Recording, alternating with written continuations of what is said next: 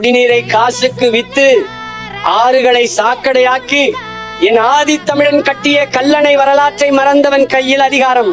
34 ஆறுகள், 154 சிற்றாறுகள், பாரதி பாடிய திருமேனி செழித்த தமிழ்நாடு இது. ஆனா 50 ஆண்டு கால திராவிட ஆட்சியில் 39,000 நீர்நிலைகள் பாதியாக சுருங்கிடுச்சு. பெப்சிக்கும் கோக்கிற்கும் கோடிக்கணக்கான லீட்டர் தண்ணீர் தாரை வார்த்துட்டு என் விவசாயிக்கும் என் நாட்டு மக்களுக்கும் ஒரு சொட்டு நீரை பிச்சையா போடுறாங்க. இது வளர்ச்சியா? நாம் தமிழர் அரசு வரும், தண்ணீர் விற்பனை தடை செய்யப்படும், ஒவ்வொரு வீட்டிற்கும் இரட்டை குழாய் மூலம் இலவச தூய குடிநீர் உறுதி செய்யப்படும்.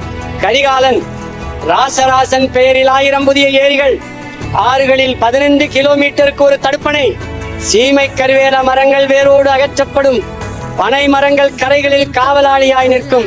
நீர் சந்தை பண்டம் அல்ல, அது சந்ததியின் உயிர். நிலத்தடி நீரை உறிஞ்சும் நிறுவனங்களுக்கு முற்றுப்புள்ளி வைப்போம். நீர்வளம் காக்க, நிலவளம் மீட்க புரட்சிக்கு கை கொடுப்போம். வெல்லட்டும் விவசாயி, ஆளட்டும் தமிழன். போட்டு பாருங்க ஓட்ட, அப்புறம் பாருங்க நாட்டை.